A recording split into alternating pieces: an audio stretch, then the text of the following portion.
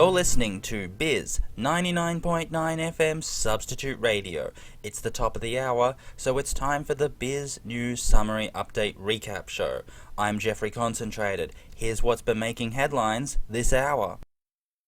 A man and a woman were arrested in the early hours of this morning when they were caught trying to paint the entire city the colour red. Police discovered the couple, both aged in their mid-30s, in the middle of Collins Street at 4 o'clock a.m. with many buckets of red paint and several brushes in their possession.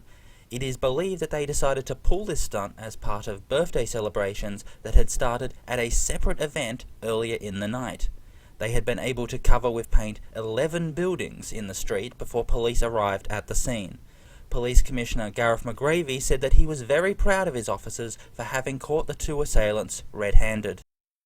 A young girl has had to have emergency surgery this afternoon after she contracted a bad case of butterflies in her stomach.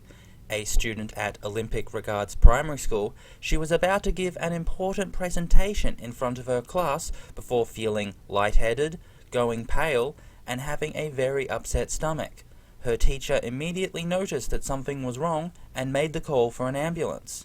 After 2 hours of surgery, the doctors were successfully able to remove all the butterflies from inside the girl's body, and she is expected to make a full recovery.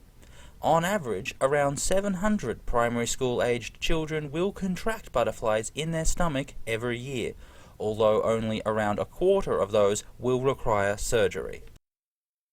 There has been a road accident today in the rural town of Andrews Gap when a disoriented man attempted to attach his cart in front of his horse rather than behind it, resulting in him getting run over.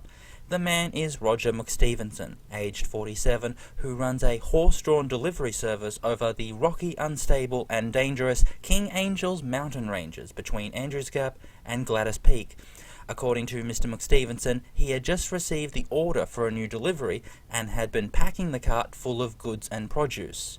But, because of time constraints, he was in such a rush to get everything ready as quickly as possible that he unintentionally secured the cart in position before the horse, causing the horse to become confused, which then made the cart fall backwards and run over Mr. McStevenson.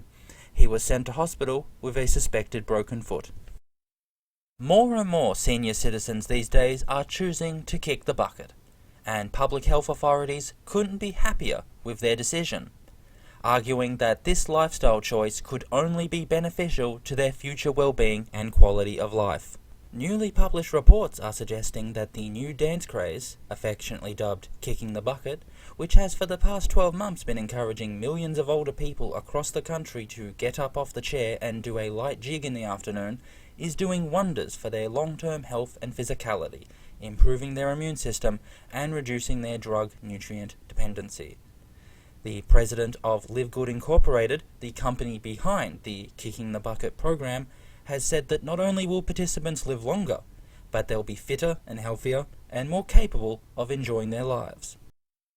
A middle-aged man was able to survive a burning inferno late last night after he accidentally set his own house on fire.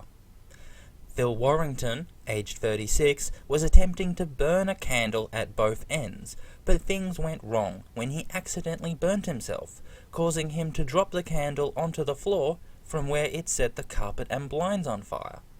Within minutes, the entire dwelling was in flames, but Mr. Warrington was able to safely make his way out through the house's back entrance. Speaking to media afterwards, Mr. Warrington has expressed both his regret for his foolishness and gratefulness for still being alive. Fire safety experts have taken the opportunity to remind the public of how dangerous candles can be when improperly used, and how no one should ever attempt to burn one from both ends. And that's what's been making news this hour. The next edition of the Bizz News Summary Update Recap Show will be at the top of the next hour. You're listening to Bizz 99.9 FM Substitute Radio. I'm Geoffrey Concentrated. We'll now return you to your normal programming.